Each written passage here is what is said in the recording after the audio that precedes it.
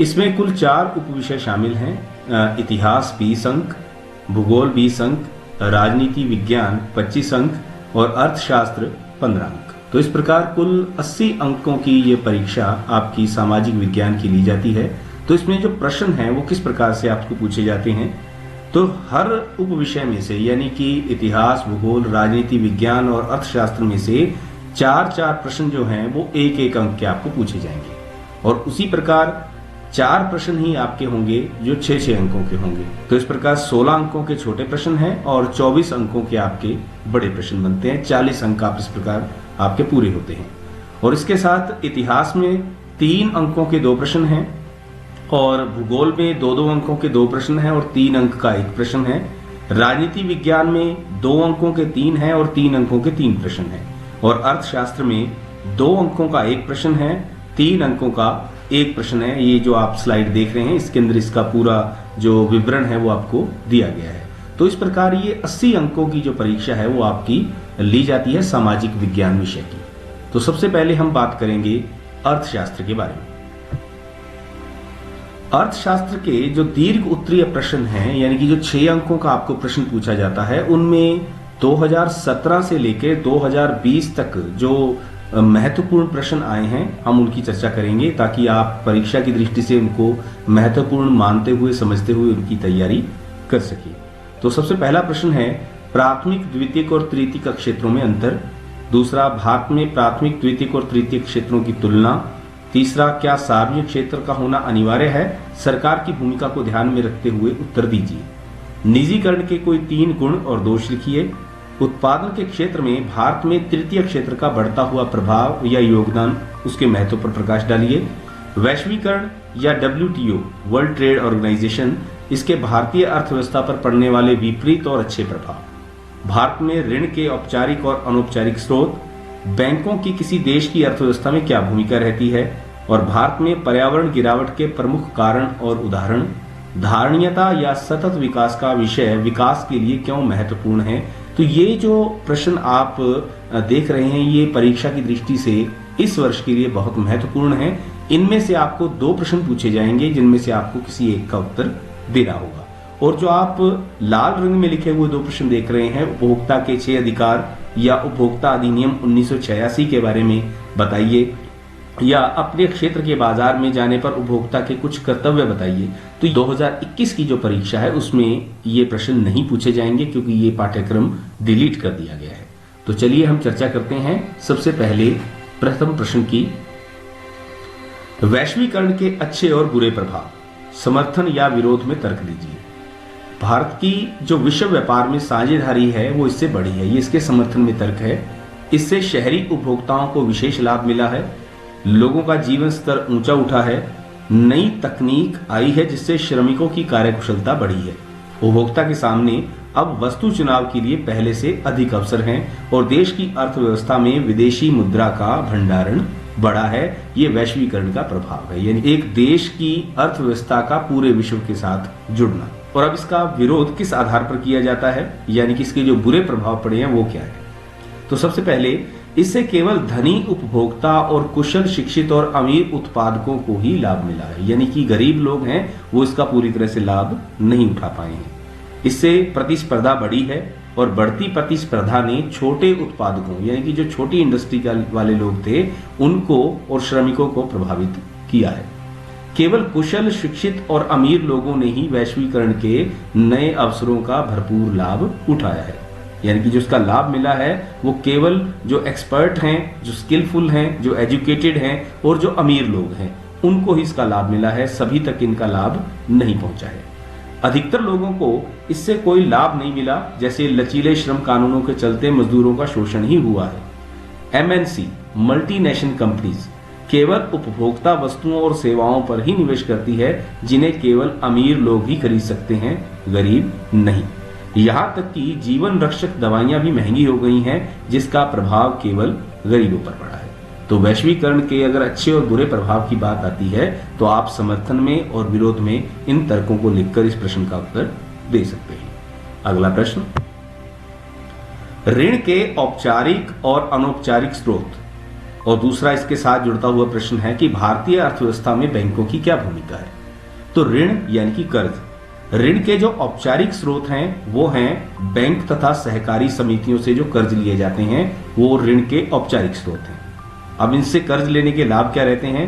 ऋण की शर्तें आसान होती हैं, ऋण की ब्याज दरें लचीली होती हैं जिनमें रिजर्व बैंक बदलाव करता रहता है। तो ये है ऋण के औपचारिक स्रोत। और ऋण के अनौपचारिक स्रोत, इस वर्ग में दोस्त, रिश्तेदार, साहूकार, व्यापारी या मालिक आदि शामिल हैं जिनसे कोई व्यक्ति कर्ज लेता है। ये स्रोत अपनी मनमर्जी की ब्याज दरों पर ऋण देते हैं। अब ये जो लोग हैं, चाहे दोस्त है, रिश्तेदार है, या कोई साहूकार है, या व्यापारी है, या मालिक है, तो इसके लिए जो ब्याज दर निर्धारित करेगा वो अपनी इच्छा से निर्धारित करेगा। ऋण की शर्तें कठोर होंगी और इस क्षेत्र के ऋणदाताओं की गतिविधियों पर नजर रखने वाली कोई संस्था नहीं है। जैसे कि बैंक हैं और सहकारी समितियां हैं, इन पर निगरानी कौन रखता है? रिजर्व बैंक रखता है। लेकिन जो ऋण के अनौपचारिक स्रोत हैं वो किसी की नजर में नहीं है। अब इसके साथ ही भारतीय अर्थव्यवस्था में बैंकों की भूमिका क्या है? अब बैंक क्या करते हैं? बैंक सबसे पहले लोगों का पैसा सुरक्षित रखते हैं और जमा पूंजी पर ब्याज देते हैं जिससे लोगों की अतिरिक्त आय बढ़ती है। उन लोगों को ऋण देते हैं जिनके पास धन की कमी है। किसानों को कृषि कार्य के लिए ऋण सुविधा बैंकों से मिलती है। घर बनाने के लिए कम ब्याज पर ऋण सुविधा, जो होम लोन है, वो भी बैंक प्रोवाइड करते हैं। और उद्योगपतियों को उद्योग लगाने के लिए सस्ते ऋण की सुविधा जिससे उत्पादन बढ़ सके, ये व्यवस्था भी कौन करते हैं? बैंक करते हैं। और बैंक के अंदर रोजगार के अवसर भी उपलब्ध हैं। बहुत से सैकड़ों लाखों कर्मचारी जो हैं वो बैंकों के माध्यम से क्या प्राप्त कर रहे हैं? उनके अंदर सर्विस करके रोजगार प्राप्त कर रहे हैं। तो भारतीय अर्थव्यवस्था में ये बैंकों की महत्वपूर्ण भूमिका है। अगला प्रश्न, प्राथमिक, द्वितीयक और तृतीयक क्षेत्र, इनके बीच में क्या अंतर है? इनकी तुलना कीजिए। और इसके साथ ही एक प्रश्न और जुड़कर आता है, भारत में तृतीयक क्षेत्र या सेवा क्षेत्र का क्या महत्व है? तो प्राथमिक क्षेत्र वो है जब प्राकृतिक संसाधनों का प्रयोग करके उत्पादन किया जाए तो वो कहलाते हैं प्राथमिक क्षेत्र।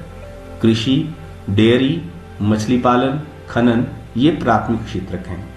द्वितीयक क्षेत्र वो हैं प्राकृतिक उत्पादों को विनिर्माण यानी कि मैन्युफैक्चरिंग, विनिर्माण प्रणाली से अन्य रूपों में बदलना द्वितीयक क्षेत्र का काम है। जैसे गन्ने से चीनी, कपास से कपड़ा, लकड़ी से फर्नीचर इत्यादि। इसे गौण क्षेत्र भी कहा जाता है। ये द्वितीय यानी कि सेकेंडरी सेक्टर है। और तृतीयक क्षेत्र क्या है? यह क्षेत्र प्रथम और द्वितीयक क्षेत्र को सेवा प्रदान करता है, जैसे शिक्षा, बैंक, बीमा, ऊर्जा, परिवहन, संचार इत्यादि। भले ही यह वस्तुओं का उत्पादन नहीं करता, किंतु उसका उत्पादन, वितरण, इसमें वो अहम भूमिका निभाता है। ये तीसरे क्षेत्र का काम है। तो इस प्रकार पहला क्षेत्र क्या हो गया? जो प्राकृतिक संसाधनों का प्रयोग करके उत्पादन करे।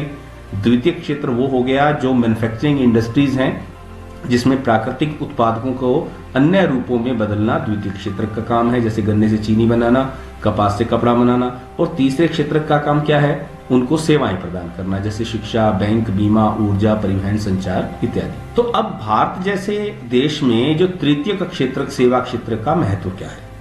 तो जो प्रत्येक विकासशील देश है जैसे कि भारत, उसकी मौलिक सुविधा प्रबंधन, जैसे कि शिक्षा है, डाकतार है, अस्पताल है, परिवहन है, बैंक, बीमा, रक्षा, इस सब का जिम्मा सरकार उठाती है। और इसके साथ ही जो उद्योग, कृषि का जितना विकास होगा वो तृतीय क्षेत्र यानी सेवा की मांग को उतना ही बढ़ाएगा।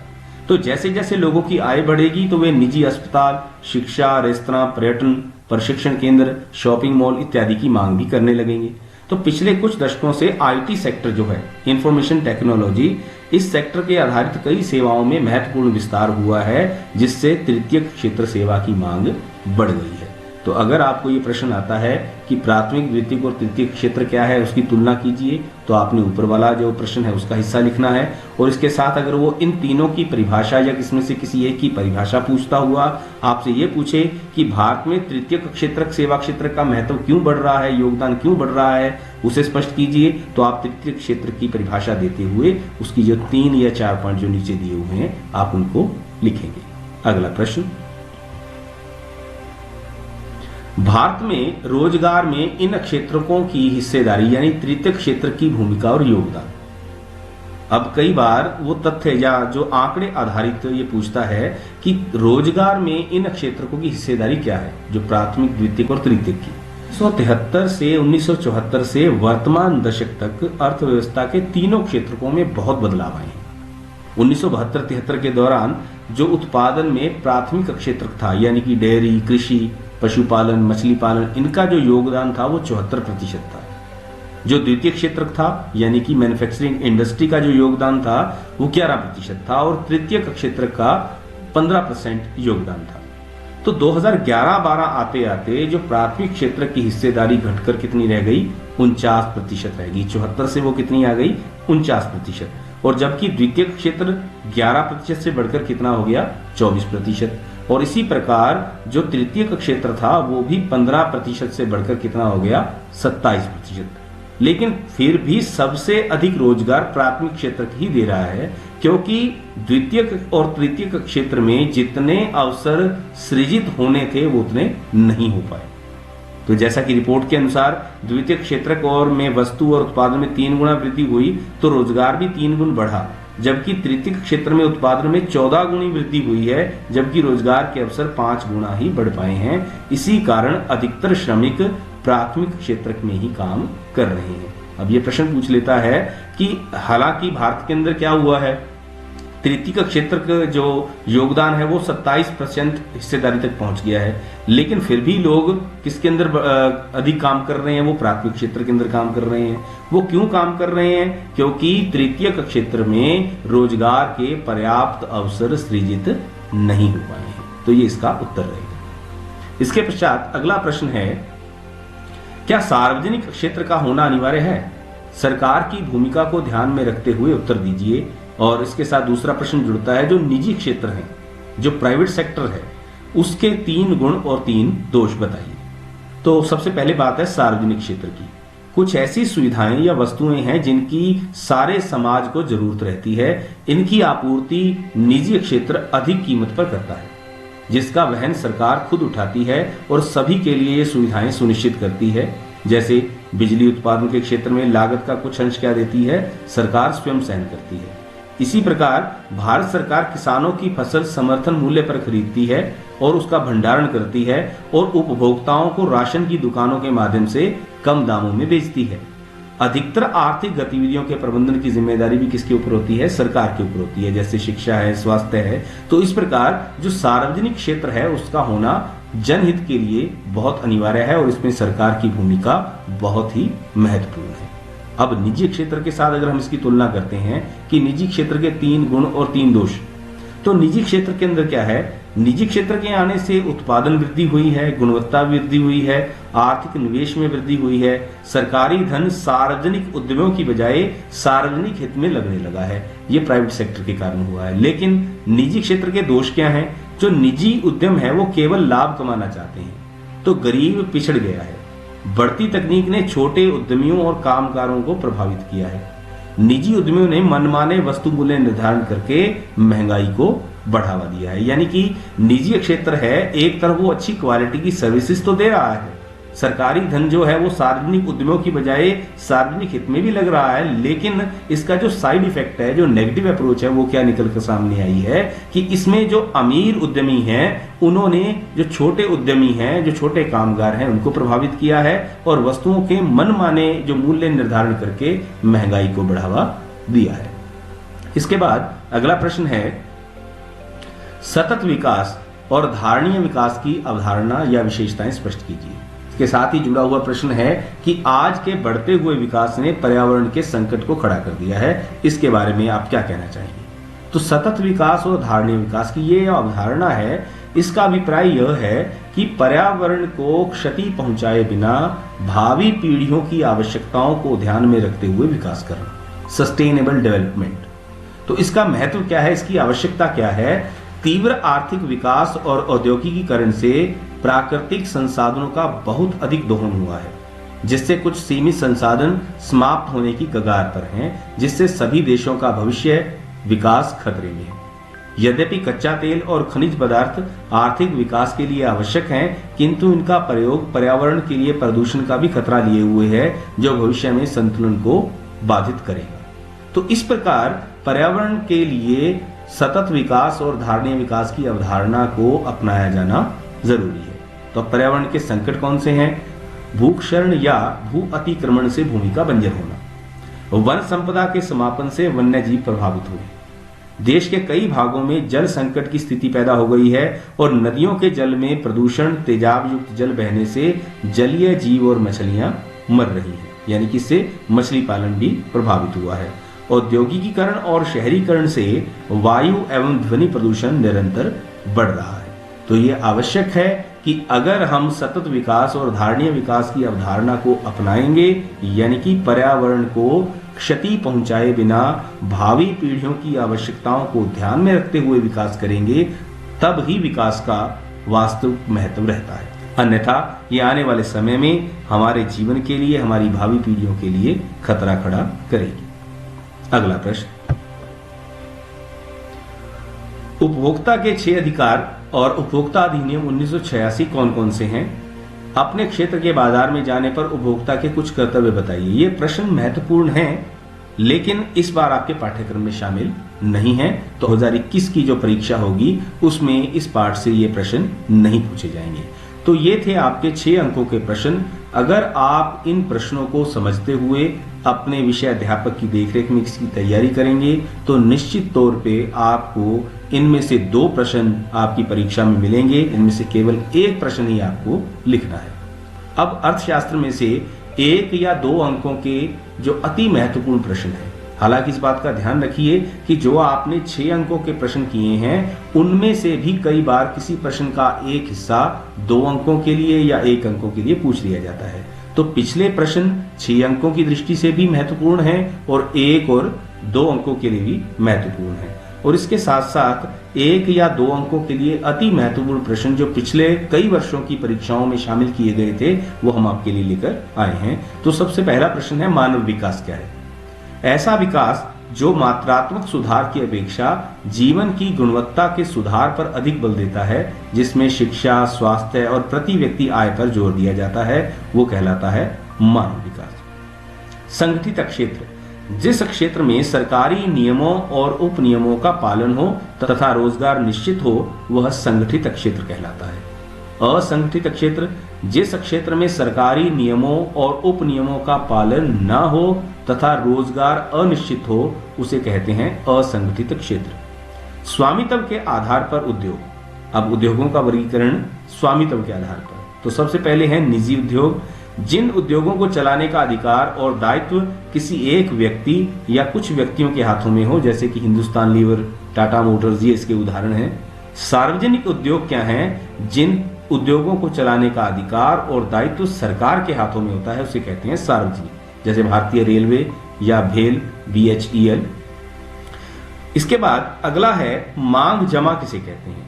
तो बैंक खातों में जमा धन को मांग के जरिए निकाला जा सकता है, इसलिए इस जमा को मांग जमा कहा जाता है। जो आपकी धनराशि बैंकों में जमा होती है, आप आवश्यकता पड़ने पर जब भी आप उचित समझें आप उसको निकलवा सकते हैं, इसलिए बैंक खातों में जो जमा धनराशि है उसको क्या कहा जाता है? मांग जमा कहा जाता है। ऋण साख की मांग क्यों रहती है?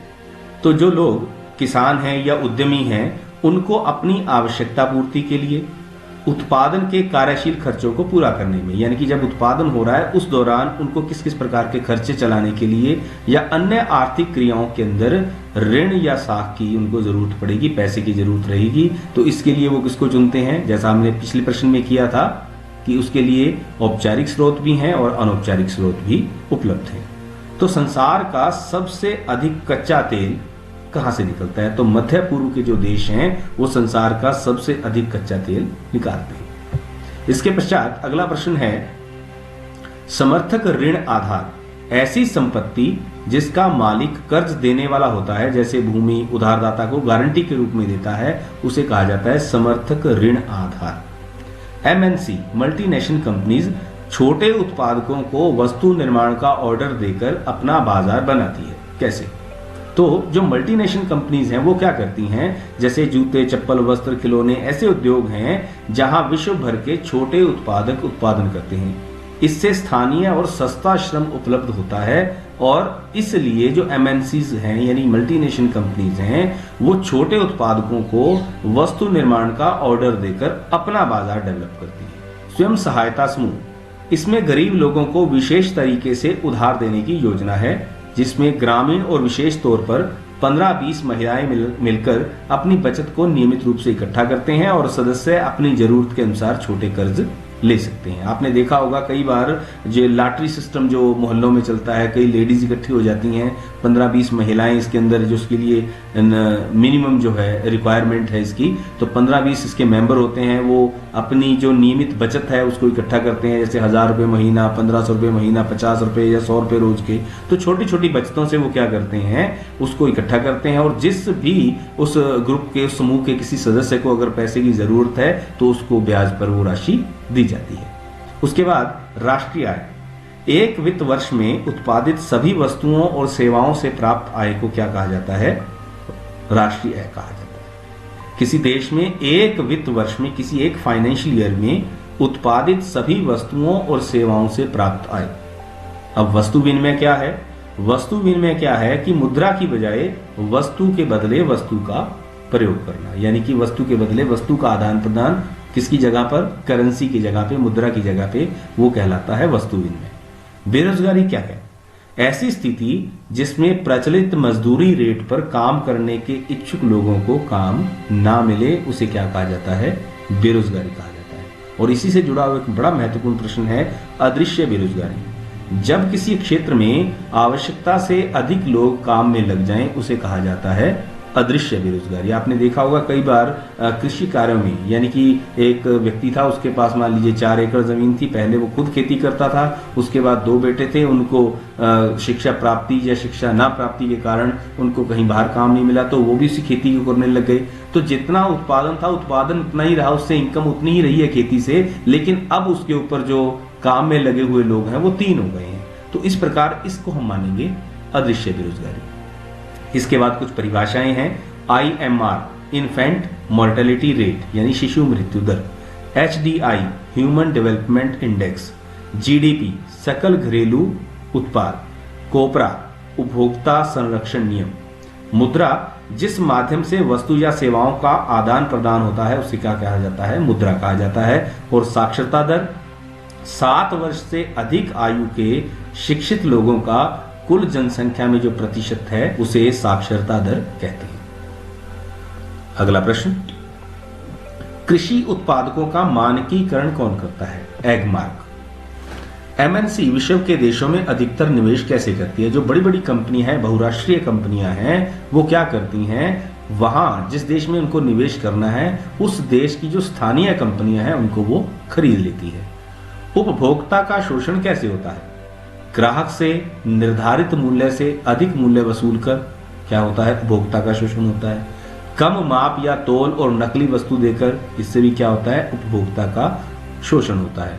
और उपभोक्ता के अधिकार या संरक्षण 1986 में उनको कौन कौन से अधिकार दिए गए हैं? तो एक उपभोक्ता को, एक कंज्यूमर को सुरक्षा का अधिकार है, सुनवाई का अधिकार है, वस्तु चुनने का अधिकार है, सूचना, वस्तु के बारे में सूचना प्राप्त करने का अधिकार है, और इसके साथ साथ शिकायत और अपने हितों की रक्षा का भी अधिकार है। यानी कि एक उपभोक्ता इन अधिकारों के संरक्षण की शरण कर लेते हुए वो कंज्यूमर कोर्ट में अपील कर सकता है।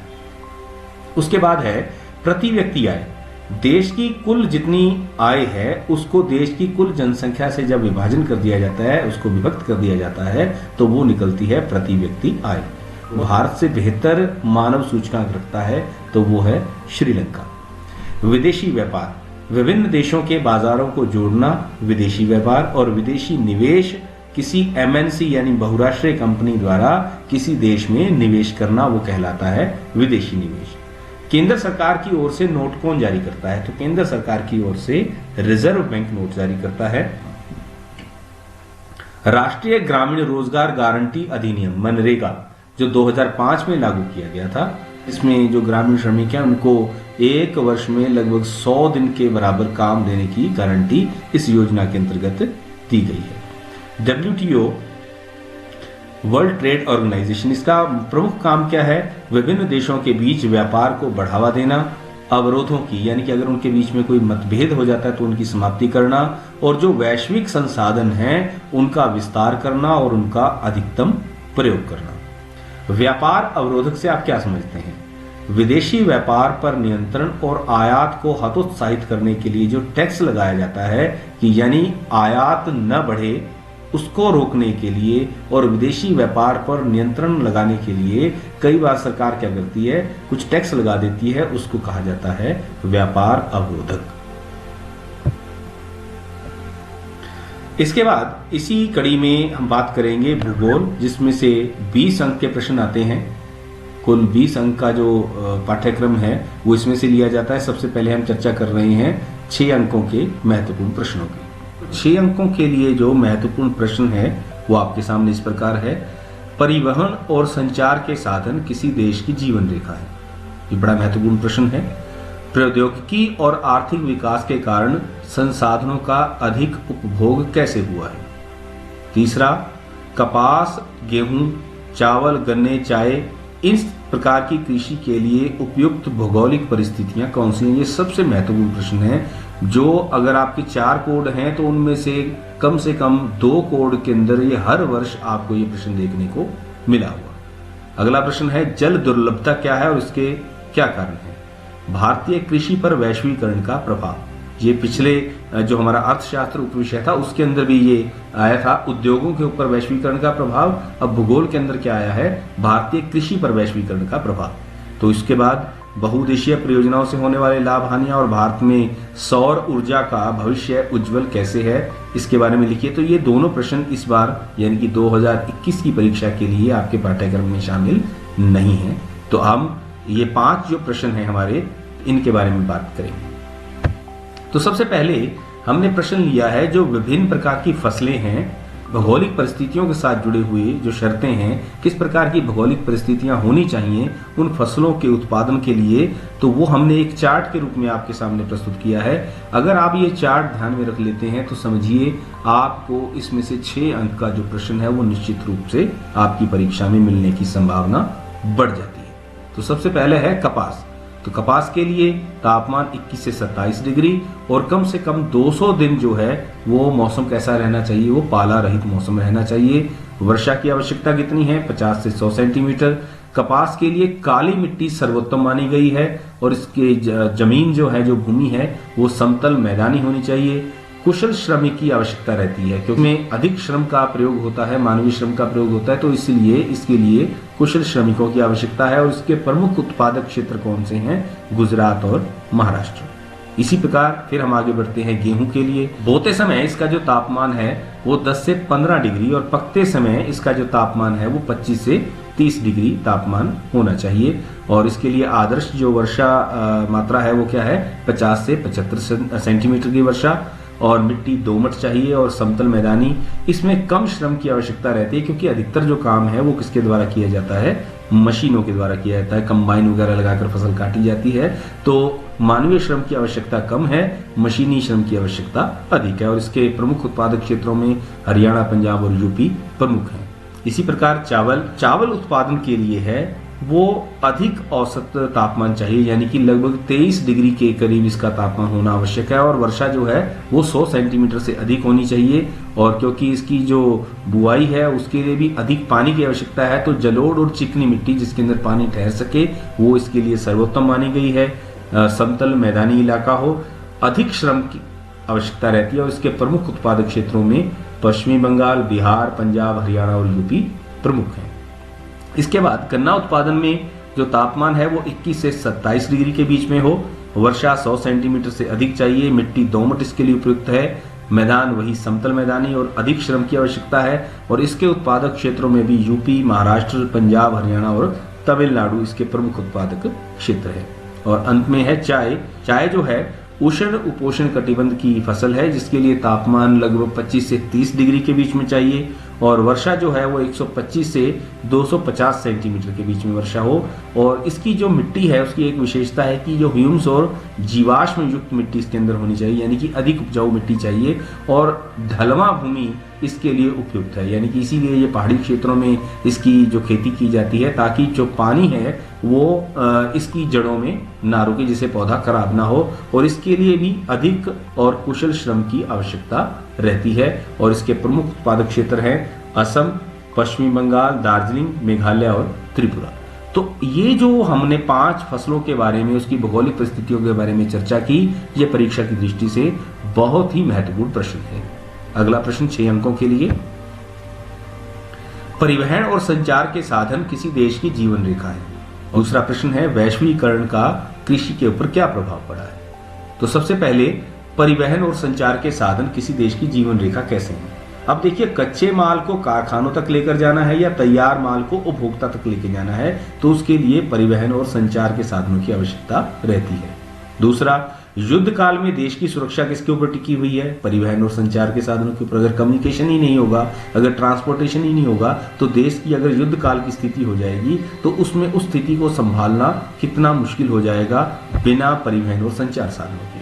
इसके बाद, किसानों को कृषि के आधुनिक तरीकों से अवगत करवाने के लिए संचार के साधन बहुत अहम भूमिका निभाते हैं। जो टेक्नोलॉजी है, जो इंफॉर्मेशन टेक्नोलॉजी है, कम्युनिकेशन है, ये सारी चीजें किसान को क्या करती हैं, आधुनिक तरीकों के बारे में परिचित कराती हैं। उसके बाद, कोई भी प्राकृतिक आपदा आ जाती है, जैसे बाढ़ है, सूखा है या भूकंप है, इस आपदा के दौरान राहत के लिए परिवहन साधनों का होना बहुत आवश्यक है। और व्यापारिक, सूचना, शिक्षा, शिक्षण एवं स्वास्थ्य सुविधाओं का अगर विस्तार किया जाना है, तो उसके लिए भी परिवहन और संचार के साधन बहुत महत्वपूर्ण स्थान रखते हैं। तो इस प्रकार किसी भी देश की जो जीवन रेखा है, जो लाइफ लाइन है, वो किसके ऊपर टिकी हुई है, परिवहन और संचार के साधनों के ऊपर टिकी हुई है। इसके बाद, देश की कृषि को विश्व की कृषि व्यवस्था से जोड़ना, ये क्या कहलाता है, कृषि का वैश्वीकरण कहलाता है। अब इससे लाभ क्या हुआ, इससे लाभ हुआ उत्पादन बढ़ाने में सहायक सिद्ध हुआ, हाई यील्ड वैरायटी बीज की उपलब्धता हुई, किसानों को नए औजारों और तकनीकों का ज्ञान मिला, प्रति हेक्टेयर उत्पादन में वृद्धि हुई और किसानों की आय में वृद्धि हुई। ये लाभ पहुंचे हैं कृषि को वैश्वीकरण की अवधारणा को अपनाने से। अगला प्रश्न, प्रौद्योगिकी और आर्थिक विकास ने संसाधनों का उपभोग बढ़ा दिया है। इंफॉर्मेशन टेक्नोलॉजी और इकोनॉमिक डेवलपमेंट, इसने क्या किया है, जो हमारे रिसोर्सेज थे, जो हमारे संसाधन थे, उनका उपभोग बढ़ा दिया है। कैसे, प्रौद्योगिकी से क्या हुआ, तकनीकी ज्ञान से नई और उच्च कोटि की वस्तुओं का निर्माण और उपभोग प्रवृत्ति ने मानव की सोच को ही बदल दिया, जिसके चलते अधिक कच्चे माल की जो खपत है वो बढ़ने लग गई। अब कच्चे माल की खपत बढ़ी है तो संसाधनों का उपभोग भी बढ़ेगा। उसके बाद जब आर्थिक विकास हुआ है, विकासशील देश जो हैं, जैसे भारत जैसा देश है, अपनी अर्थव्यवस्था को मजबूत बनाने में लगे हुए हैं, जिसके चलते उद्योग, यातायात और संचार के विकास को बढ़ाया जा रहा है। और दूसरी ओर जो विकसित देश हैं, वो अपने आप को शक्तिशाली बनाने में लगे हैं। विकासशील देश क्या कर रहे हैं, अपनी अर्थव्यवस्था को मजबूत बना रहे हैं, और विकसित देश अपने आप को शक्तिशाली बनाने में लगे हुए हैं और अपनी संपदा बढ़ाने में मगन हैं। अब इन दोनों चीजों से क्या हुआ, इससे भी संसाधनों का उपभोग बढ़ा है। अब उदाहरण क्या है, यूएसए विश्व के औसत से 5 गुना अधिक पेट्रोलियम पदार्थों का उपभोग कर रहा है। ऐसे ही विकासशील देश संसाधनों के अंधाधुंध उपभोग में मगन है। तो ये दोनों कारण क्या कर रहे हैं, जो संसाधन है उनके उपभोग को बढ़ा रहे हैं। तो अगला प्रश्न है, जल दुर्लभता क्या है। जब जल की उपलब्धता उसकी आवश्यकता से कम हो, यानी कि सामान्यतः प्रति व्यक्ति प्रतिदिन जल उपलब्धता 1000 से 1600 घन लीटर के बीच हो, तो यह स्थिति क्या कहलाती है, जल दुर्लभता कहलाती है। दुर्लभ का मतलब जो चीज बड़ी मुश्किल से प्राप्त हो। तो इसके कारण क्या है, अब जल की कमी हो रही है, तो जल की कमी के पीछे सबसे बड़ा कारण क्या है, वर्षा की कमी। उसके बाद जनसंख्या अधिक हो रही है, तो कंजप्शन ऑफ वाटर क्या है, वो भी बढ़ रहा है। भूजल स्तर, यानी कि जो अंडरग्राउंड वाटर लेवल है, वो भी नीचे जा रहा है। जल प्रबंधन की कमी है, जो वाटर मैनेजमेंट है वो अभी पूरी तरह से पूरी दक्षता के साथ नहीं हो पा रहा है। जल प्रदूषण बढ़ रहा है, अधिकतर जो वाटर जो रिसोर्सेज हैं, जो जल संसाधन हैं, वो प्रदूषण की ओर बढ़ रहे हैं। जल संसाधनों का अतिशोषण होने के कारण भी जल दुर्लभता बढ़ रही है। तो इस प्रकार जल दुर्लभता और उसके कारणों से जुड़ा अगर प्रश्न आता है तो आप इस प्रकार उसका उत्तर दे सकते हैं। इसके पश्चात ये प्रश्न जो है बहुउद्देशीय परियोजना के लाभ हानियां और भारत में सौर ऊर्जा का भविष्य उज्जवल है कैसे, ये जो दोनों प्रश्न हैं वो इस वर्ष यानी कि 2021 के पाठ्यक्रम में शामिल नहीं है। इसकी यहाँ पे चर्चा कर रहे हैं क्योंकि 2021 के बाद ये प्रश्न जो है परीक्षा की दृष्टि से बहुत महत्वपूर्ण है। तो बहुउद्देशीय परियोजना, इसका जो लाभ है, इससे सबसे बड़ा लाभ क्या हुआ, नहरें निकालकर सिंचाई संभव हो पाई, जल विद्युत उत्पादन बढ़ गया, बाढ़ नियंत्रण और सूखे का समाधान हुआ, मछली पालन को बढ़ावा मिला और बांध और झील निर्माण से पर्यटन को भी बढ़ावा मिला है। अब से कुछ हानियां भी हुई हैं। वो हानियां क्या हैं कि जब बहुउद्देशीय परियोजनाओं को बनाया जाता है तो जो नदियों का प्राकृतिक बहाव है वो अवरुद्ध हुआ, अत्यधिक तलछट तली में जमा हो जाता है, बांध नदियों को टुकड़ों में बांट देते हैं, जिससे जो जलीय जीव हैं उनके जो अंडे देने की ऋतु में उनको बहुत हानि का सामना करना पड़ता है। और कई परियोजनाएं जैसे नर्मदा बचाओ परियोजना है, ये सामाजिक आंदोलनों का कारण भी बनती है। तो इस प्रकार ये बहुउद्देशीय परियोजनाओं से होने वाले लाभ और हानियां थे। अब इसके साथ ही इस पाठ से जुड़ा हुआ एक प्रश्न है कि सूर्य से प्राप्त जो ऊर्जा है वो सौर ऊर्जा, उसका भविष्य भारत में उज्जवल है, वो कैसे। अब उसके पीछे कारण क्या है कि भारत एक उष्ण कटिबंधीय है, यानी कि एक गर्म देश है, कर्क रेखा जो है भारत के बिल्कुल बीच में से गुजरती है, तो इसलिए यहाँ सौर ऊर्जा उत्पादन की अधिक संभावनाएं हैं। जो थार मरुस्थल है उसमें सबसे बड़ा सौर ऊर्जा केंद्र बन सकता है। भारत में एक बड़ा सौर ऊर्जा केंद्र भुज गुजरात के निकट माधोपुर जगह है, वहां पे इसको लगाया गया है, जिसका उपयोग दूध के जो बड़े बर्तन हैं उनको कीट मुक्त करने के लिए किया जाता है। केंद्रीय और राज्य सरकारें सुदूर ग्रामीण और शहरी इलाकों में घरेलू उपयोग और सड़क प्रकाश व्यवस्था के लिए सौर ऊर्जा को प्रोत्साहित कर रही हैं। आपने देखा होगा कई बार गवर्नमेंट स्कीम देती है, बैंक इसके लिए स्कीम देते हैं कि आप सोलर प्लांट लगवाइए, जो सोलर पैनल हैं वो लगवा लिए जाए स्कूलों के अंदर, हमारे घरों के अंदर, तो हमको सब्सिडी मिलती है। तो इस प्रकार भारत में जो सौर ऊर्जा का जो भविष्य है वो उज्जवल है। अब इसमें से 1, 2 या 3 अंकों की, जैसे हम पहले भी बात कर चुके हैं कि अगर आप 6 अंकों के प्रश्नों को थोड़ा ध्यान से पढ़ लेते हैं तो अधिकतर जो प्रश्न हैं वो आपको उसी में से मिल जाते हैं। लेकिन फिर भी हमने कुछ अति महत्वपूर्ण प्रश्न हैं उनका संकलन किया है जो पिछले कई वर्षों की परीक्षाओं में आए हैं। तो उनमें से जल कैसा संसाधन है, नवीकरण योग्य संसाधन है। भूमिगत जल क्या है, जो जल रिस रिस कर धरती में चला जाता है वो भूमिगत जल है। ज्वारीय ऊर्जा किस प्रकार का संसाधन है, गैर परंपरागत या पुनः पूर्ति योग्य संसाधन। प्राकृतिक संसाधन, जो संसाधन प्रकृति ने हमारी जरूरतों को पूरा करने के लिए दिए हैं वो प्राकृतिक संसाधन है, नेचुरल रिसोर्सेज हैं, जैसे कि वन, भूमि, जल इत्यादि। भारत का सबसे बड़ा सौर ऊर्जा संयंत्र कहाँ पे है, वो रीवा मध्य प्रदेश के अंदर लगाया गया है। तो इस पाठ में जो सबसे महत्वपूर्ण प्रश्न थे 1 या 2 या 3 अंकों के लिए वो यही बनते हैं। उसके बाद हमारी मैन्युफैक्चरिंग इंडस्ट्री वाला पार्ट है, उसमें आईटी उद्योग की बात है कि आईटी उद्योग में कौन कौन से उद्योग शामिल हैं, तो इसमें दूरभाष, कंप्यूटर।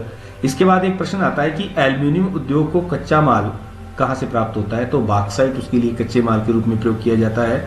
और इलेक्ट्रिक सामान के उत्पादक केंद्र कौन से हैं, इलेक्ट्रिक सामान के जो उत्पादक केंद्र हैं वो हैं दिल्ली, बेंगलुरु, हैदराबाद और चेन्नई। जो मेट्रो सिटीज हैं, ये चारों मेट्रो सिटीज जो हैं इलेक्ट्रिक सामान के प्रमुख उत्पादक केंद्र हैं। जनसंचार किसे कहा जाता है, ऐसा माध्यम जिससे एक साथ अनेक लोगों के पास संदेश भेज सकें वो क्या कहलाते हैं, जनसंचार का साधन कहलाते हैं, जैसे रेडियो और टीवी। भारत का प्रमुख परिवहन साधन क्या है, सड़क। रेलवे के लाभ, अब रेलवे के लाभ क्या है, रेलवे सस्ता है, भारी और अधिक माल एवं सवारियों को लंबी दूरी तक ले जाने के लिए लाभदायक है, ये रेलवे के लाभ हैं। रेलवे के लिए समस्याएं कौन कौन सी हैं जिनका उनको सामना करना पड़ता है, सबसे बड़ी समस्या है कि कई लोग बिना टिकट जो इसके अंदर यात्रा करते हैं तो इससे सरकार को हानि होती है, रेलवे को हानि होती है। संपत्ति की हानि या चोरी, अनावश्यक अवरोध रूप से चैन खींचकर रेलवे को नुकसान पहुंचाने का और उसके लिए समस्याएं खड़े करने का कुप्रयास किया जाता है, जो कि नहीं किया जाना चाहिए।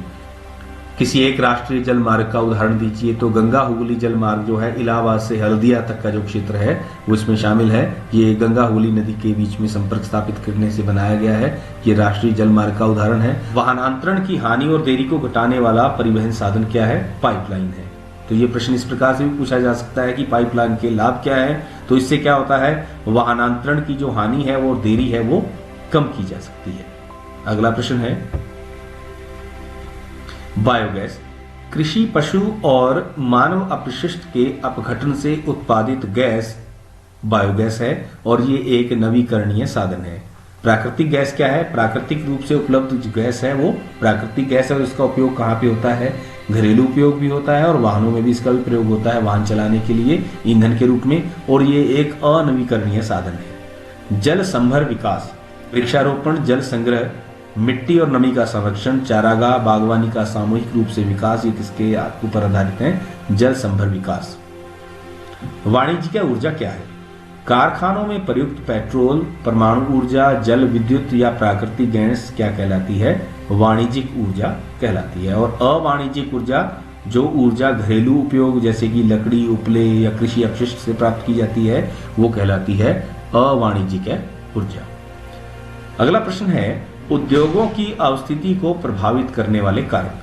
तो उद्योगों कैसे स्थापित होंगे, कहां पर कोई इंडस्ट्री लगाई जा सकेगी, तो उसको प्रभावित करने वाले सबसे प्रमुख कारक जो है वो है कच्चे माल की उपलब्धता, अनुकूल जलवायु और उसको चलाने के लिए किस प्रकार की ऊर्जा शक्ति का प्रयोग किया जाएगा, उसकी उपलब्धता। तो कच्चा माल, अनुकूल जलवायु और शक्ति, ये किसी भी उद्योग की अवस्थिति को प्रभावित करने वाले प्रमुख कारक हैं। उसके बाद हल्के उद्योग। हल्के उद्योग वो होते हैं जब कम भार वाले कच्चे माल से हल्का सामान उत्पादित किया जाता है, जैसे बिजली उपकरण, वो कहलाते हैं लाइट इंडस्ट्री यानी कि हल्के उद्योग। कृषि आधारित उद्योग, जिन्हें कच्चा माल कृषि से मिलता है वो कहलाते हैं कृषि आधारित उद्योग, जैसे कि वस्त्र, चीनी, वनस्पति। इसके बाद बड़ा महत्वपूर्ण प्रश्न आता है कि अधिकतर जो जूट मिलें हैं वो पश्चिम बंगाल में ही क्यों स्थापित की गई हैं। जैसा कि हमने पहले ही चर्चा की थी कि किसी उद्योग की अवस्थिति के लिए कौन कौन से कारक उत्तरदायी हैं, तो उसमें देखिए सबसे पहले है कच्चा माल। तो पश्चिम बंगाल के अंदर जूट उत्पादन के लिए व्यापक कच्चा माल उपलब्ध है। उसके बाद पानी की उपलब्धता, अब हुगली नदी से उनको क्या मिल जाता है? पानी की उपलब्धता हो जाती है। अब है उसके बाद ट्रांसपोर्टेशन यानी परिवहन की सुविधा। तो आयात निर्यात, कलकत्ता पत्तन, वहां पे बंदरगाह उपलब्ध है जहां से वो सुविधा लेते हैं। तो इस प्रकार ये तीनों चीजें वहां पे उपलब्ध होने के कारण अधिकतर जो जूट मिले हैं वो कहां पर स्थापित की गई हैं? वेस्ट बंगाल यानी पश्चिम बंगाल में स्थापित की गई है। उसके बाद एक प्रश्न इसी से जुड़ा है कि जूट को सुनहरी रेशा भी कहते हैं और इससे क्या कुछ बनता है? तो इससे चटाइयां, रस्सी, दरियां और बोरियां बनती हैं। अब इसके साथ मिलता जुलता प्रश्न है कि सूती मिलें जो हैं वो गुजरात और महाराष्ट्र में ही क्यों स्थित हैं? अब सूती मिलें गुजरात और महाराष्ट्र में क्यों स्थित हैं? इसके लिए कपास जो है वो सबसे ज्यादा इन्हीं दो राष्ट्रों में होती है, क्योंकि वहां पर मिट्टी जो है वो काली है, जो कपास के लिए बिल्कुल उपयुक्त है। जलवायु ऐसी है जिसमें धागा नहीं टूटता, उत्तम बंदरगाह है और अधिक जनसंख्या से कुशल श्रमिक जो है उनकी सुविधा उपलब्ध हो जाती है। तो इस कारण जो सूती मिलें हैं वो अधिकांशतः गुजरात और महाराष्ट्र में स्थापित की गई हैं।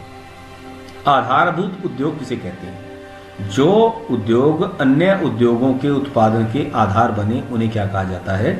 आधारभूत उद्योग कहा जाता है। जैसे लोहा इस्पात, लोहा इस्पात के लिए आधारभूत उद्योग का काम करता है।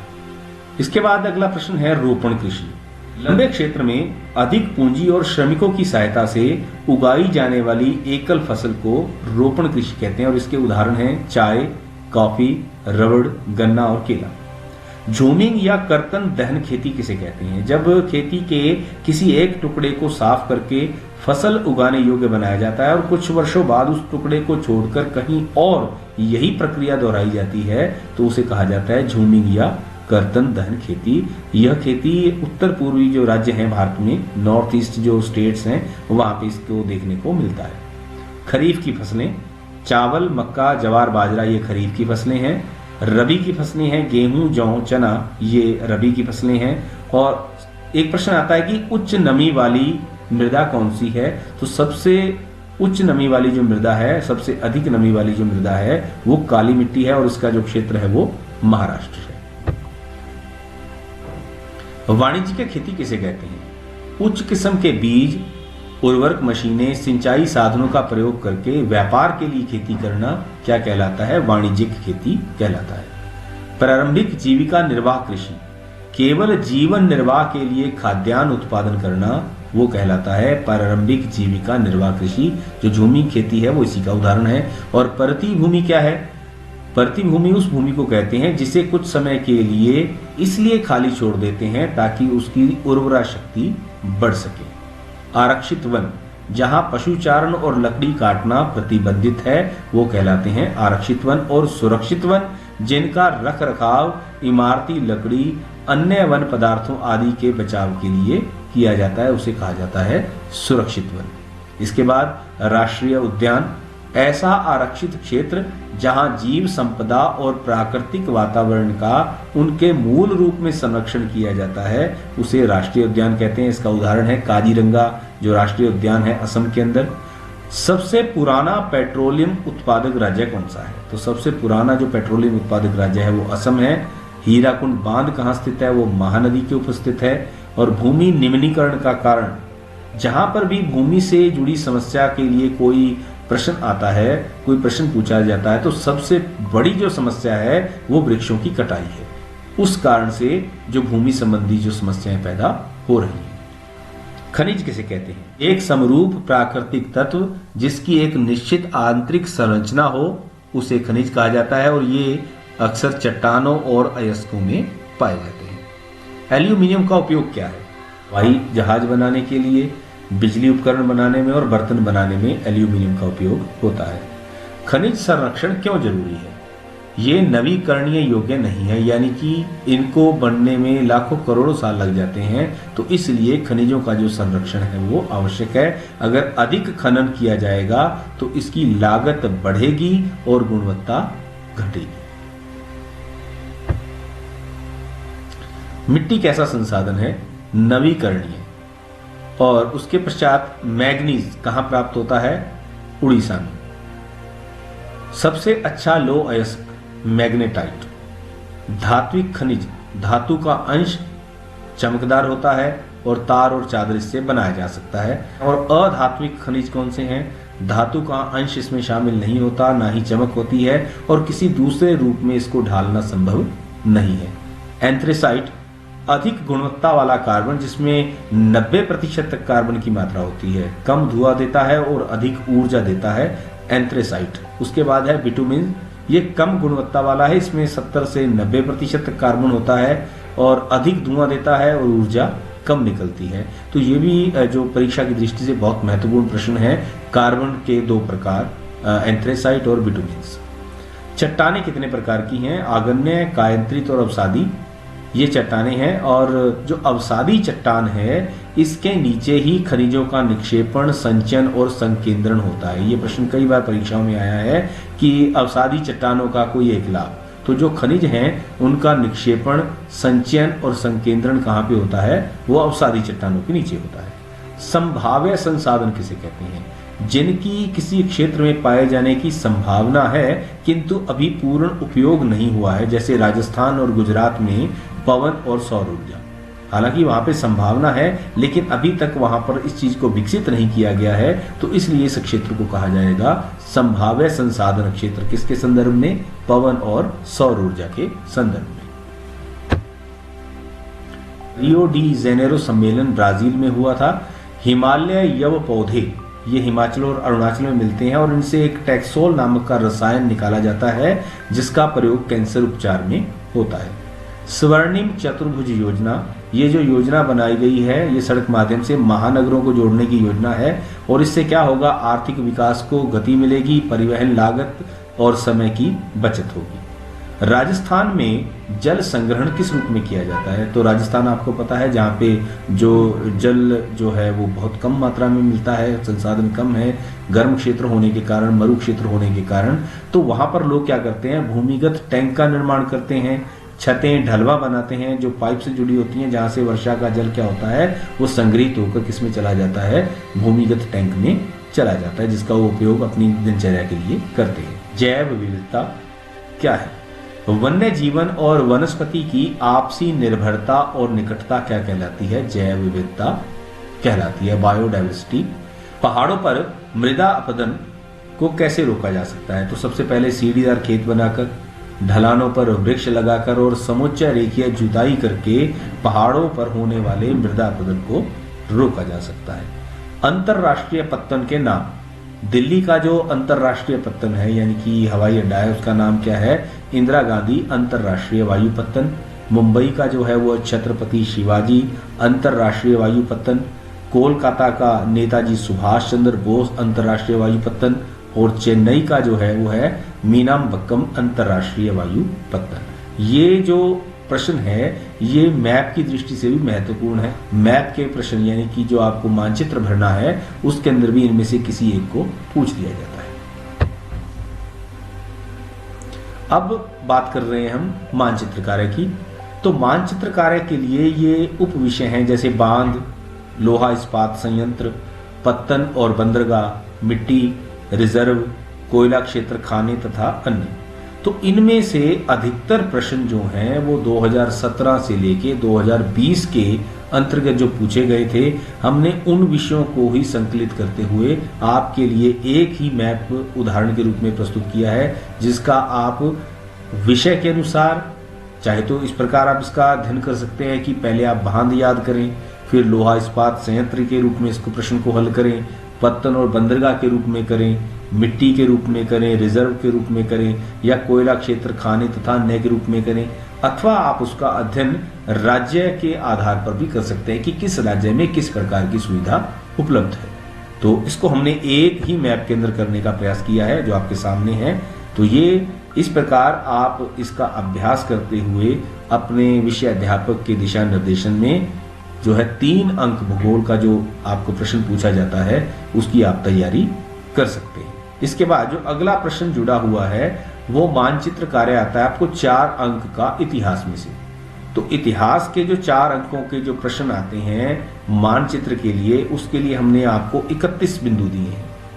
इन 31 में से आपको 4 अंक के प्रश्न निश्चित तौर पे मिलने की संभावना बढ़ जाती है जो आपको परीक्षा में पूछा जाएगा। तो इसके लिए भी हमने क्या किया है, आपके लिए एक ही मैप संकलित किया है जिसमें ये जो प्रश्न है, जैसे वह स्थान जहां गांधी जी ने 1916 में सत्याग्रह किया, चंपारण, तो ये देखिए प्रश्न 2017 में भी आया है, 2020 में भी आया है और जनवरी 2018 में भी आया है। इसी प्रकार जो परीक्षा की दृष्टि से महत्वपूर्ण हमारे पास ये बिंदु हैं, ये घटनाओं से संबंधित स्थान इतिहास के मानचित्र में आपसे पूछे जाते हैं, तो आप इनका अभ्यास अपने विषय अध्यापक के निर्देशन में करें। तो 4 अंक का जो मानचित्र है वो भी आपको इस जो मानचित्र में मिल जाएगा। यानी केवल इस मानचित्र को अगर आप याद कर लेते हैं, पढ़ लेते हैं, समझ लेते हैं, अच्छे से इन घटनाओं के स्थान के बारे में जानकारी प्राप्त कर लेते हैं, तो आपकी जो 4 अंक प्राप्ति की संभावना है वो भी निश्चित हो जाती है। तो इस प्रकार हमने बात की थी अर्थशास्त्र के बारे में और भूगोल विषय के बारे में। अब हम बात कर रहे हैं राजनीतिक विज्ञान, जिसमें से 25 अंकों के प्रश्न आते हैं और इतिहास के जो प्रश्न बचे हैं वो 16 अंकों के बचे हैं, क्योंकि 4 अंक के मैप के बारे में हम बात कर चुके हैं। तो जो राजनीति विज्ञान है उसमें आपको जो 6 अंकों के प्रश्न पूछे जाएंगे, उन महत्वपूर्ण प्रश्नों के जो उत्तर हैं वो सांकेतिक रूप में हम आपको दे रहे हैं। जैसे पहला प्रश्न है कि लोकतंत्र में सत्ता की साझेदारी बहुत आवश्यक है, क्यों? तो सामाजिक समूहों में टकराव नहीं होगा, बहुसंख्यक समूह अल्पसंख्यकों का शोषण नहीं कर पाएंगे, राजनीतिक स्थायित्व रहेगा, यह लोकतंत्र की आत्मा है जो हर समूह को समान रूप से विकसित होने का अवसर देती है। तो लोकतंत्र में सत्ता की साझेदारी बहुत ही आवश्यक है। ये प्रश्न इस रूप में भी पूछा जाता है कि जो सत्ता की साझेदारी है वो लोकतंत्र की आत्मा है, कैसे? तो उसमें भी आप इन्हीं 4 बिंदुओं का उल्लेख करते हुए इसको स्पष्ट कर सकते हैं। सत्ता की साझेदारी के तरीके क्या है? तो सरकार के अंगों के बीच साझेदारी, यानी जो सरकार के जो अंग हैं उनके बीच साझेदारी हो, सरकार के स्तरों के बीच साझेदारी हो, जैसे केंद्र सरकार या राज्य सरकार की हम बात कर रहे हैं, स्थानीय सरकारों की बात कर रहे हैं, उनके बीच में साझेदारी हो। और इसके साथ साथ सामाजिक समूहों में सत्ता का बंटवारा, अल्पसंख्यक और बहुसंख्यक का जो अनुपात है उसको ध्यान में रखते हुए, ताकि सभी को समान रूप से प्रतिनिधित्व का अवसर मिले, इस दृष्टि से सत्ता की साझेदारी की जा सकती है, जो हमारे लोकतंत्र के लिए बहुत आवश्यक है। अब भारतीय संघीय व्यवस्था की विशेषताएं क्या है? भारतीय जो संघीय व्यवस्था है इसका अपना लिखित और कठोर संविधान है। आपको पता ही है कि जो भारत का संविधान है वो पूरे विश्व में सबसे बड़ा लिखित और कठोर संविधान है। शक्तियों का विभाजन है, यानी शक्तियों का विकेंद्रीकरण किया गया है। दोहरी शासन प्रणाली है, केंद्र में राज्यों का प्रतिनिधित्व निश्चित है और सर्वोच्च न्यायालय की स्थापना है। ये विशेषताएं हैं भारतीय संघीय व्यवस्था की। राजनीतिक दलों के कार्य या भूमिका, तो राजनीतिक दल क्या काम करते हैं? राजनीतिक दल चुनाव लड़ते हैं, नीतियां और कार्यक्रम बनाते हैं, सरकार बनाते हैं, विपक्ष की भूमिका में बैठते हैं, जनमत का निर्माण करते हैं और सरकारी मशीनरी तक अपनी पहुंच बनाते हैं। ये इसके संकेत बिंदु रहेंगे 6 अंकों के लिए, राजनीतिक दलों के कार्य और भूमिका। अगला प्रश्न है, राजनीतिक दलों के समक्ष चुनौतियां कौन सी हैं? तो राजनीतिक दलों के समक्ष सबसे पहली चुनौती आती है जो आंतरिक लोकतंत्र की कमी, पार्टी के अंदर क्या है, डेमोक्रेटिक एनवायरनमेंट का ना होना, वंशवाद की चुनौती, पैसा और आपराधिक प्रवृत्तियों के लोग जो पार्टी में शामिल हो जाते हैं, और पार्टियों के बीच विकल्पहीनता की स्थिति। तो इस प्रकार ये कुछ चुनौतियां हैं जिसका सामना राजनीतिक दलों को करना पड़ता है। अगला प्रश्न है, राजनीतिक दल अपना काम ठीक से करें, इसके लिए क्या सुझाव है या क्या संकेत है? तो सबसे पहला जो सुझाव है वो यही रहेगा कि दल बदल जो कानून है उसको सख्ती से लागू किया जाए, ईमानदार और निष्कलंक उम्मीदवार का चयन हो, महिलाओं की भागीदारी सुनिश्चित की जाए, आईटीआर भरने के आदेशों की अनुपालना, यानी कि जो चुनाव आयोग ने ये आईटीआर भरने के जो आदेश पारित किए हैं उनकी अनुपालना सुनिश्चित हो, और इसके साथ सभी राजनीतिक दलों के आंतरिक कामकाज में पारदर्शिता और संवैधानिक माहौल को लाया जाए। ये जरूरी है कि उपरोक्त सभी बातों का ध्यान रखा जाए अगर हम चाहते हैं कि सभी राजनीतिक दल अपना काम ठीक से कर सके। लोकतंत्र किस तरह से जिम्मेदार और वैध सरकार का चुनाव तय करता है? लोकतंत्र इनका चुनाव जनता करती है और जनप्रतिनिधि समाज की अपेक्षाओं के अनुरूप नीतियां बनाते हैं। यह सरकार जनता और संविधान के प्रति उत्तरदायी होती है।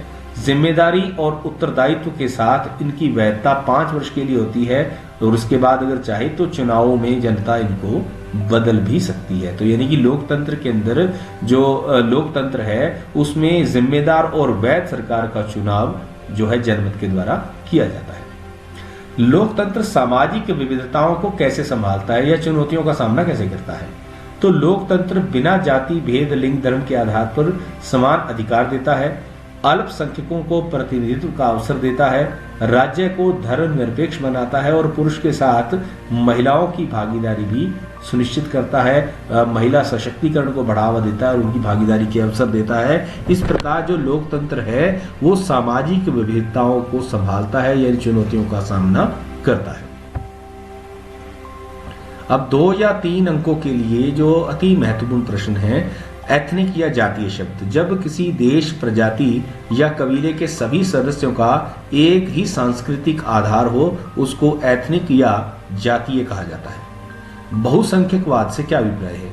जब किसी देश का बहुसंख्यक समूह अल्पसंख्यकों के हितों को अनदेखा करके सत्ता अपने अनुसार चलाए उसे बहुसंख्यकवाद कहा जाता है। और विकेंद्रीकरण क्या है? केंद्र और राज्य सरकार की शक्तियों का स्थानीय सरकारों में विभाजन क्या कहलाता है? विकेंद्रीकरण कहलाता है। भाषाई राज्यों का गठन क्यों हुआ? भाषा संस्कृति को मजबूत करने और प्रशासन को सुविधापूर्वक चलाने के लिए अहम भूमिका निभाती है, जिससे देश ज्यादा एकीकृत और मजबूत हुआ है। उसके बाद अगला प्रश्न है, अधिकार क्षेत्र किसे कहते हैं? ऐसा दायरा जिस पर किसी का कानूनी अधिकार हो अधिकार क्षेत्र कहलाता है। और भारत और बेल्जियम के संघीय व्यवस्था में समानता और अंतर। समानता क्या है? दोनों ही देशों में त्रिस्तरीय सरकार है। और भिन्नता क्या है कि भारत में स्थानीय सरकार है और बेल्जियम में सामुदायिक सरकार है। जो तीसरा स्तर है सरकार का, भारत में स्थानीय सरकार है और बेल्जियम में सामुदायिक सरकार है। इसके पश्चात संघीय सरकार किसे कहते हैं? जब सरकार दो या दो से अधिक स्तरों पर बनाई जाए, जैसे केंद्र, राज्य और स्थानीय, वो कहलाती है संघीय सरकार। एकात्मक शासन व्यवस्था, शासन का एक ही स्तर बाकी इकाइयां जब उसके अधीन होती हैं उसको कहा जाता है एकात्मक शासन व्यवस्था। केंद्र शासित प्रदेश, जो क्षेत्र किसी राज्य में शामिल नहीं किए जा सकते और अपने आप में स्वतंत्र राज्य भी नहीं बनाया जा सकता, इन्हें चलाने का जो अधिकार है वो किसके पास रहता है? केंद्र अपने पास रख लेता है, तो उसे कहा जाता है केंद्र शासित प्रदेश, जिसका उदाहरण है हमारे देश में चंडीगढ़ केंद्र शासित प्रदेश है, लक्षद्वीप समूह ये भी एक केंद्र शासित प्रदेश है। अगला है समवर्ती सूची, कुछ ऐसे विषय जिनमें केंद्र और राज्य दोनों के हित शामिल हों, जिन विषय पर दोनों मिलकर कानून बना सकें, उसे कहा जाता है समवर्ती सूची के विषय। उसके बाद राजनीतिक दल, ऐसा संगठित समूह जो चुनाव लड़ने और सरकार में राजनीतिक सत्ता प्राप्त करने के उद्देश्य से काम करता है, उसे कहा जाता है राजनीतिक दल। और ये दो प्रकार के होते हैं, क्षेत्रीय और राष्ट्रीय। क्षेत्रीय दल वो होते हैं जिनका प्रभाव किसी क्षेत्र विशेष तक होता है, और राष्ट्रीय दल वो होते हैं जिनका प्रभाव पूरे देश में हो। यानी कि किसी भी क्षेत्रीय पार्टी को राष्ट्रीय पार्टी का जो दर्जा है कब प्राप्त होता है? जब 4 राज्यों के विधानसभा के या लोकसभा के जो चुनाव में पड़े कुल वोटों का 6% वोट किसी क्षेत्रीय पार्टी को मिल जाता है, तो उसको राष्ट्रीय पार्टी का दर्जा मिल जाता है। एक दलीय व्यवस्था क्या होती है? जब एक ही दल शासन करे वो एक दलीय व्यवस्था है, जैसे कि चाइना के अंदर। और द्विदलीय क्या है? जब सत्ता की होड़ दो दलों के बीच में हो, एक शासक और दूसरा विपक्ष बनकर बैठे, जैसे कि अमेरिका और ब्रिटेन के अंदर है। और बहुदलीय व्यवस्था जैसे कि भारत में है, जहां सत्ता की होड़ बहुत से दलों में हो, जैसे कि भारत। और ये इसके पीछे कारण क्या है? ये प्रश्न भी कई बार पूछ लेते हैं कि भारत के अंदर बहुदलीय व्यवस्था ही क्यों रखी गई है? भारत विविधताओं का देश है और इतनी विविधताएं को एक या दो दलीय तक सीमित कर देना संभव नहीं है। उसके बाद अगला प्रश्न है अप्रत्यक्ष लोकतंत्र क्या है? अप्रत्यक्ष लोकतंत्र जहां लोग अपने प्रतिनिधि स्वयं चुनते हैं और आगे नीति निर्माण करते हैं। और लोकतंत्र में जो सरकारें होती हैं वो जनता के प्रति उत्तरदायी रहती हैं। और दूसरी तरफ जब तानाशाही की बात आती है तो तानाशाही लोकतंत्र से बिल्कुल विपरीत है। इसमें लोगों के पास लोकतंत्र की तरह मौलिक अधिकार नहीं होते और ना ही स्वतंत्रताएं होती हैं। जैसे अब इतिहास के एक और जो 6 अंकों के लिए महत्वपूर्ण प्रश्नोत्तर हैं, उनके जो संकेत हैं वो आपके सामने दिए जा रहे हैं। इनके बारे में आप अपने विषय अध्यापक से विस्तृत रूप में चर्चा कर सकते हैं, जो परीक्षा की दृष्टि से महत्वपूर्ण है। तो सबसे पहले राष्ट्र राज्य क्या है? ऐसा राज्य जिसमें अधिकांश नागरिकों के बीच पहचान, साझी संस्कृति और बाहरी नियंत्रण से स्वतंत्रता हो, वो राष्ट्र राज्य है। वृत्त उत्पादन पद्धति से बनी विश्व की पहली car, T model fort. England की महिलाएं किस नई प्रौद्योगिकी से चिढ़ती थी? स्पिनिंग जेनी के आविष्कार से। चीन में मुद्रक सामग्री का प्रमुख उत्पादक, चीन राजतंत्र या इंपेरियल स्टेट। 19वीं सदी में भारतीय बुनकरों की प्रमुख समस्या क्या थी? ब्रिटिश औद्योगिकीकरण से उनका जो निर्यात था वो ठप हो गया था। यंग इटली, इटली एकीकरण के लिए जूसेपे मैत्सनी का बनाया गया संगठन, उसका नाम था यंग इटली। ब्रिटिश का कॉर्न लॉ क्या था? मक्का के आयात पर पाबंदी। जॉबर कौन थे? उद्योगपतियों के लिए नए मजदूर भर्ती करने वाले व्यक्ति को जॉबर कहा जाता था। और प्रारंभिक मुद्रण प्रौद्योगिकी कहाँ विकसित हुई थी? सबसे पहले यानी छपाई, छापाखाना कहाँ विकसित हुआ? चीन, जापान और कोरिया में। और गुमाश्ता कौन थे? ईस्ट इंडिया कंपनी के वेतनभोगी कर्मचारी जो बुनकरों पर नजर रखते थे, उनकी निगरानी करते थे, उनको गुमाश्ता कहा जाता था। 1804 की नागरिक संहिता नेपोलियन संहिता के नाम से प्रसिद्ध है। और कौन सी बीमारी अमेरिका के लिए घातक सिद्ध हुई? चेचक। पहली प्रिंटिंग प्रेस का विकास किसने किया? गुटेनबर्ग ने। ब्रेटन वुड्स के अंतर्गत स्थापित 2 संस्थाएं, विश्व बैंक और अंतर्राष्ट्रीय मुद्रा कोष। आदि औद्योगिकीकरण किसे कहा गया? औद्योगिकीकरण का वह प्रारंभिक चरण जब थोक उत्पादन को अंतर्राष्ट्रीय बाजार नहीं विकेंद्रीय इकाइयों में ले जाया जाता था, तो उसको आदि औद्योगिकीकरण कहा गया। गुलामगिरी पुस्तक के लेखक ज्योतिबा फुले। जर्मनी के एकीकरण का निर्माता या मंत्री कौन था? ऑटो वान बिस्मार्क। G77 विकासशील देशों का संगठन जो सामूहिक हित के उद्देश्य से काम करे। ये G77 उन देशों का संगठन है जो सबके सामूहिक हित के उद्देश्य से काम कर रहा है। वुड ब्लॉक या तख्ती पर छपाई की तकनीक 1295 के बाद यूरोप में आई, क्यों? मार्क पोलो जो कि एक इटली यात्री था, जो चीन से यह तकनीक लेकर 1295 में इटली लौटा था, इसलिए वुड ब्लॉक तख्ती पर जो छपाई की तकनीक थी वो 1295 के बाद यूरोप पहुंची। उदारवाद क्या है? उदारवाद जो है वो लिबरल शब्द से बना है जिसका अर्थ है आजाद। नए मध्य वर्ग के लिए इसका अर्थ था व्यक्ति के लिए आजादी और कानून के समक्ष समानता, और इसका जो राजनीतिक अर्थ था ऐसी सरकार जो सबकी सहमति, संविधान और संसदीय प्रतिनिधित्व से बनी हो, वो उदारवाद की परिभाषा के अंतर्गत आती थी। जर्मन महासंघ की स्थापना किसने की थी? नेपोलियन ने। फ्रेंच इंडो चाइना का गठन कब हुआ? 1887। होम चार्जेस क्या था? होम चार्जेस ब्रिटिश व्यापार के अधिशेष से ब्रिटेन अफसरों और व्यापारियों के घर खर्च, कर्ज पर ब्याज, पेंशन जिसको देशी खर्च कहा गया, उन सब का निपटारा होता था, उसे होम चार्जेस कहा जाता था। वैश्विक कृषि व्यवस्था कब शुरू हुई? 1890 के आसपास। और वर्नाक्युलर प्रेस एक्ट 1857 के स्वतंत्रता संग्राम के बाद प्रेस में छपी रिपोर्ट और संपादकीय को सेंसर के अंतर्गत ले आए थे, यानी कि बिना ब्रिटिश सरकार की अनुमति से कुछ भी छापा जाना जो है वो वर्नाक्युलर प्रेस एक्ट के तहत उसके ऊपर सेंसर लगा दिया गया था, उसको बैन किया जा सकता था। ये जो कानून था इसको वर्नाक्युलर प्रेस एक्ट कहा गया। एक जर्मन पंचांग का मुख्य पृष्ठ डिजाइन किसने किया था? ये एंड्रियास रेबमान थे। और the history of loss of Vietnam, ये पुस्तक किसने लिखी? फॉन बाई चाउ ने लिखी 1905 में। आयरलैंड में आलू का अकाल कब पड़ा? 1845 से 1849 के दौरान। और डॉम्बी एंड सन, ये किसकी रचना है? चार्ल्स डिकन की रचना है। 1834 में प्रशा की पहल पर किस संघ की स्थापना की गई? जालवे राइन शुल्क संघ की। यूजीना दरेला कौन था? एक फ्रांसीसी चित्रकार था। अफ्रीका में रिंडर पेस्ट की बीमारी कब फैली? 1890 में। इटली का बिस्मार्क किसे कहा गया? गैरीबाल्डी को। और कल्पना आदर्श समाज क्या होता है? ऐसे आदर्श समाज की स्थापना जिसका साकार होना लगभग असंभव है। निरंकुश, जिस पर किसी का नियंत्रण न हो। जनमत संग्रह, एक प्रत्यक्ष मतदान जिसमें क्षेत्र के सभी लोगों से स्वीकार अस्वीकार की राय पूछी जाती है। नृजातीय, एक साझा नस्ली जनजाति या सांस्कृतिक उद्गम, वो कहलाता है नृजातीय। और वीटो पावर, जब एक ही सदस्य की असहमति किसी भी प्रस्ताव को खारिज कर सके, वो कहलाती है वीटो पावर। 6 अंकों के लिए जो महत्वपूर्ण प्रश्न हैं वो हैं 18वीं शताब्दी में सूरत बंदरगाह हाशिए पर पहुंच गया था, कैसे? अगला प्रश्न है सत्याग्रह के विचार का क्या अर्थ है? गांधी जी के सत्याग्रहों पर नोट लिखिए। रॉलेट एक्ट के बारे में आप क्या जानते हैं? इसके बाद अगला प्रश्न है गांधी जी ने असहयोग आंदोलन वापस क्यों लिया? किस परिस्थिति में गांधी जी ने सविनय अवज्ञा की सबसे महत्वपूर्ण मांग के रूप में नमक कानून को समाप्त करने का सुझाव दिया? 19वीं सदी के मध्य में बंबई में आबादी में वृद्धि क्यों हुई?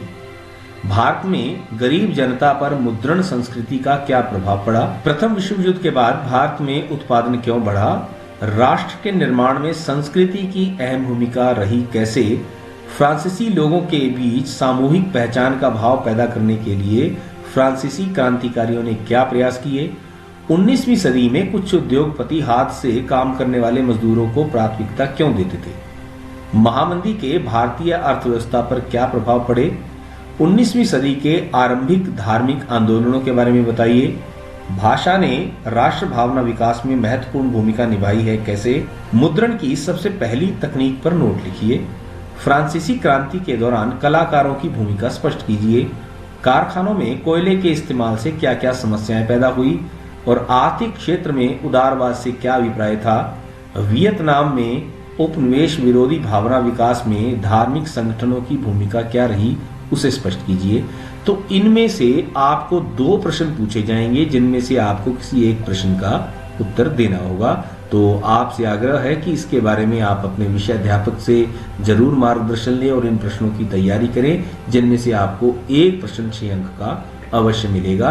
जिनमें से मान है जो हमने पिछले परीक्षा पत्रों को देखा है, उसके विश्लेषण से ये पता चलता है कि ये जो पहले 7 प्रश्न हैं हमारे 18वीं शताब्दी में सूरत बंदरगाह से लेकर और भारत में गरीब जनता पर मुद्रण संस्कृति का प्रभाव, यहाँ तक के प्रश्नों में से एक प्रश्न अवश्य रूप में 6 अंकों के लिए पूछा गया है।